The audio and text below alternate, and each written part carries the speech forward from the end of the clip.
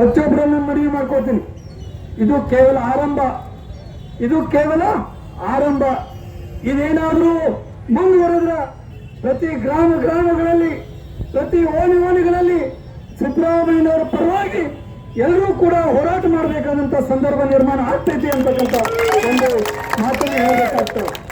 ಅದಕ್ಕೆ ನಾನು ಬಹಳ ಸ್ಪಷ್ಟವಾಗಿ ಹೇಳಿಕ್ ಬಯಸ್ತೀನಿ ಬಿಜೆಪಿ ನಾಯಕರಿಗೆ ಮತ್ತು JDS ನಾಯಕರಿಗೆ, ನೀವು ನಿಜವಾಗ್ಲೂ ಅಧಿಕಾರಕ್ಕೆ ಬರ್ಬೇಕನ್ನುವಂತ ಆಶೆಯನ್ನು ಹೊಂದಿದ್ರೆ ಯಾವ ರೀತಿ ನಮ್ಮ ಕಾಂಗ್ರೆಸ್ ಸರ್ಕಾರ ಜನಪರವಾಗಿರುವಂತ ಕಾರ್ಯಕ್ರಮವನ್ನು ಕೊಡ್ತಾ ಇದೀವಿ, ನೀವು ಕೂಡ ಅಂತ ಕೆಲಸ ಮಾಡಿ.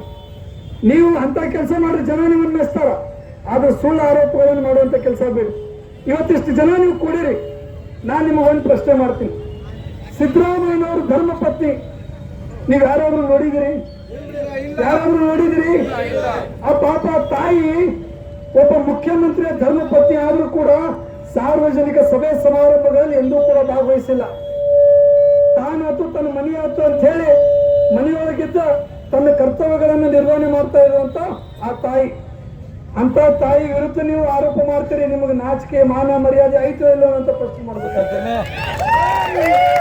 ನಿಮ್ಮ ಯಡಿಯೂರಪ್ಪನವರಲ್ಲಿ ಚೆಕ್ ಮುಖಾಂತರ ಲಂಚ ಪಡ್ಕೊಂಡಿಲ್ಲ ನಮ್ಮ ನಾಯಕರು, ನಿಮ್ಮವರನ್ನು ಭ್ರಷ್ಟಾಚಾರ ಮಾಡಿಲ್ಲ ನಮ್ಮ ನಾಯಕರು. ಇವತ್ತು ಬಿಜೆಪಿ ಅವ್ರಿಗೆ ಏನು ನೈತಿಕತೆ ಅದ ರೀ? ಇವತ್ತು JDS ಅವ್ರಿಗೆ ಏನು ನೈತಿಕತೆ ಐತಿ? ಯಡಿಯೂರಪ್ಪನವರು ಲಂಚ ಪಡ್ಕೊಂಡು ಜೈಲಿಗೆ ಹೋಗಿರ್ತಕ್ಕಂಥ ಘಟನೆಗಳನ್ನ ನಾವು ನೋಡಿದ್ದೀವಿ. ಕುಮಾರಸ್ವಾಮಿ ಅವರು ಆ ಗಣಿಗಾರಿಕೆಯಲ್ಲಿ ಅನುಮತಿಯನ್ನು ಕೊಟ್ಟಿರ್ತಕ್ಕಂಥದ್ದನ್ನ ನಾವು ಕೇಳಿದ್ದೀವಿ. ಇವತ್ತು ಅನೇಕ ಜನ ಬಿಜೆಪಿ ಮತ್ತು JDS ಶಾಸಕರುಗಳು ತಮ್ಮ ಅಧಿಕಾರದ ಅವಧಿಯಲ್ಲಿ ಹಲವಾರು ಹಗರಣಗಳನ್ನು ಮಾಡಿದ್ದಾರೆ. ಎಷ್ಟೋ ಜನರು ಸಿಡಿಗಳನ್ನು ನೀವು ನೋಡಿರಿಲ್ಲ? ಸಿಡಿಗಳನ್ನ ನೋಡಿರಲ್ಲ? ಇವತ್ತೊಂದು ಹೊಸ ಸುದ್ದಿ ಬಂದೈತಿ, ನೀವು ಕೇಳಿರಿಲ್ಲ ಗೊತ್ತಿಲ್ಲ.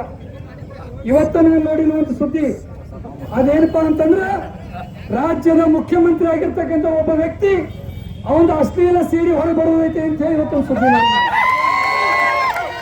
ಆ ಅಶ್ಲೀಲ ಸಿಡಿ ಮತ್ತೆ ಭಾರತೀಯ ಜನತಾ ಪಕ್ಷದವನೇ, ಭಾರತೀಯ ಜನತಾ ಪಕ್ಷದ ಮುಖ್ಯಮಂತ್ರಿ ಆಗಿರ್ತಕ್ಕಂಥ ವ್ಯಕ್ತಿದ ಅಶ್ಲೀಲ ಸಿಡಿ ಅತಿ ಶೀಘ್ರದಲ್ಲಿ ಬಿಡುಗಡೆ ಆಗ್ತೈತಿ ಅಂತ ಹೇಳಿ ಇವತ್ತು ಸುದ್ದಿ ಕೇಳಿ ನಾನು.